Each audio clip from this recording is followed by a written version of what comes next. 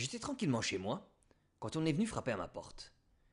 Une locataire, toute paniquée, est venue m'avertir qu'un homme était en train de se faire lyncher. Lyncher?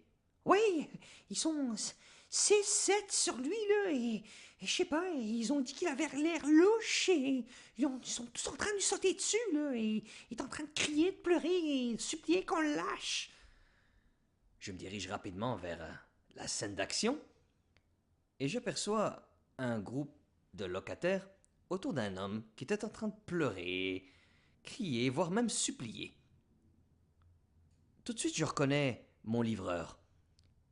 Ils étaient carrément autour de lui, en train de lui tirer les cheveux, tirer les oreilles, lui donner des coups, et à terre se retrouvait toute mon épicerie qui avait été commandée. Mes fruits, mes légumes, tout était à terre.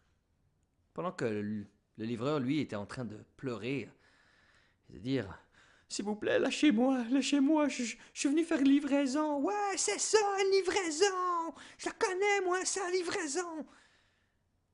Directement, je claque dans mes mains pour éparpiller ces fous-là comme une bande de rats. Ils tournent tous la tête en même temps et m'aperçoivent, avec leurs petits yeux ronds. Oh! C'est le gardien! Hey, hey, on a attrapé un voleur! Vous avez attrapé un voleur? Ah ouais? Racontez-moi ça, quel genre de voleur vous avez attrapé? Mais il était là, il avait l'air louche. Il avait l'air louche, là. Regarde sa tête! Dégagez! À mon premier cri, ils font tous un pas en arrière. Je tends ma main pour ramasser ce qui reste du pauvre livreur. Il me tend sa main fébrile. Il était là en état de choc, quasiment en train de pleurer. Mais là, c'est quoi qui arrive, là? J'étais venu faire la livraison et ils m'ont tous sauté dessus. Ok, oui, je comprends. Je suis vraiment désolé. Je n'arrêtais pas de me confondre en excuses. Je suis vraiment désolé. Écoute, est-ce que ça va bien? T'as rien? Rien de cassé? Je sais pas. Ils étaient en train de me tirer les cheveux, là.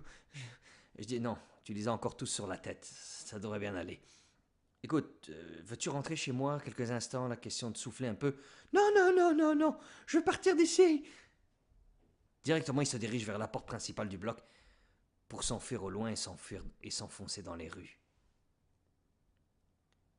Il ne reste plus que moi et les fous qui étaient restés là, en train de me regarder comme une bande d'abrutis. Là, il va falloir me donner une bonne explication. Une très bonne explication. Mais comme je t'ai dit, là, il avait l'air louche. Hein? Louche. Je dis, vous avez pas l'air louche, vous, avec votre gueule. C'est la dernière fois, c'est la dernière fois que vous vous en prenez à mes livreurs. C'est clair, ça? Est-ce que c'est clair? En file indienne, ils commencèrent à retourner vers leur appartement. Comme une bande d'enfants qui venaient d'être engueulés. Quelques heures plus tard, je reçois un appel.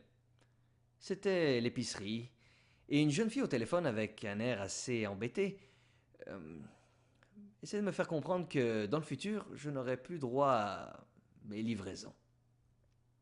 Car en fait, le livreur, dorénavant, avait décidé de ne plus jamais revenir livrer dans mon bloc. Il était enfermé dans les toilettes, en état de choc, jurant de ne plus jamais revenir chez moi.